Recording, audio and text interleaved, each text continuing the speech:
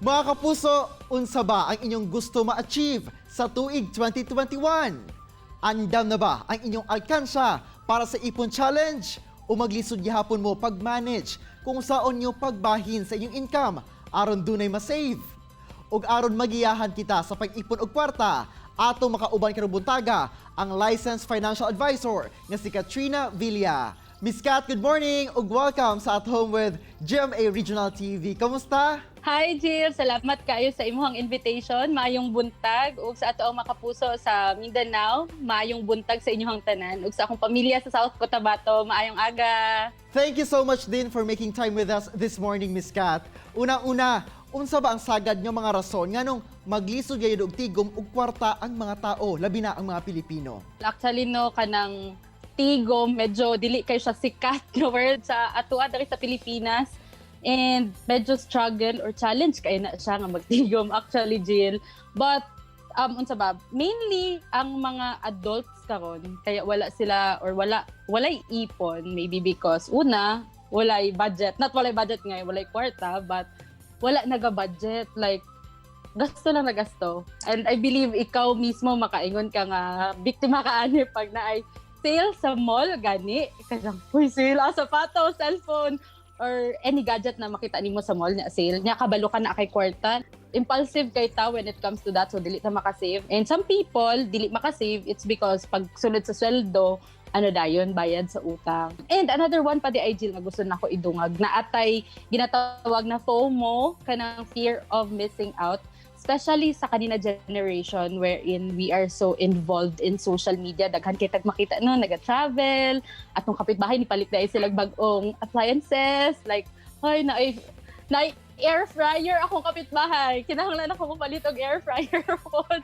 Pangay nga na gani, because if dili ta mo palit, feel nato kay wala, we are not in ana gani. Exactly, Miss Kat. Naging ana no, nga kung unsa ang nasa silingan, dapat na upod like bagong cellphone, upalit pod para makiuso. Yeah, ana jud.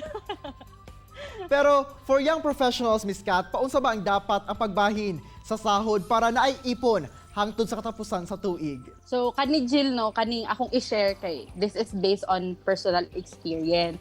Kanang paunsa ta maka-save starts with the discipline and the decision nga magikan sa atong sarili nga mutigom jud ko. Kaya ana gani kay kung mutigom ka just for the sake of tigom kay daghan ko kwarta. Wow, sana all daga kwarta. Kay at the end of the day, katulagi na possibility nga mahimo gyapon kang impulsive pag adto nimo mall, makakita ka kanang mga red na mga signs na sale, 10% off or buy one get one ana. So it must starts with the why. Like, unsa man jud ang biggest why nga ka mag-save. Miss Kat, unsaon ba daw pag-save kung ang imong sweldo igo-igo ra gayud sa pang-adlaw-adlaw nga panginahanglanon?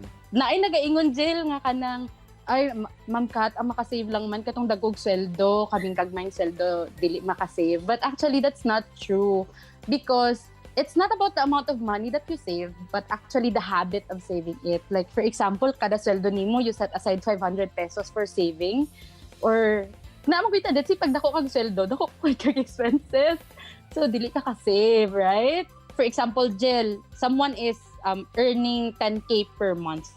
Tapos kinahanglan niya mag-save og na to 3 to 6 months. Dili necessary pag sunod nga sweldo is jud nimo tanan. Pwede ka nang lang pinagagmay-gagmay. Like for me, na-goal ko last year nga this 2020 kinahanglan ako yung emergency fund. So example, ang goal is 10,000. The 10,000 or na to 60,000 kay ang isa ka person nag-earn siya 10K, for example sa pang example no. So na 60K i-divide nimo sa 12 months. So pila ba na? Hala, magmata dere. Hala, wrong lagi na ako isang rada na. So mag-save siya og 500 tama ba, or 5K per month mga ingana, or kung dili man 1 month or 2 or 1 year, 2 years na yan na i-save ana gani, so that dili siya manglisod and nakatatak sa imong panguna-una nga kinahanglan 5K per month or 2K per month mag-save jud ko para sa akong emergency fund ingana. So kinahanglan mo jud ka, mo allocate ka. And speaking of allocation, unsa ba ang ways to allocate ang imong savings? Kana ganing i-allocate or i-envelope system nimo ang imuhang kwarta, for example, for those Christians and people nga naga-save og 10% for their tithes, they do 10% for the tithes, and then 70% kung unsay expenses sa balay, and then the 40% goes to pwede nimo unsa ba i-save nimo na. Ang uban ginabuhat nila digitally, like for example may online banking good ka Jill. So some people daghan pud sila bank accounts because I'm not sure if you're familiar kay this ECQ, daghang mga banks nga nahimong easy for them to open an account for the people. Inga nang ilang way of marketing gani for people or Filipinos to save. And kinahanglan naadjud kay budget. Mao jud ang pinaka-importante diyan.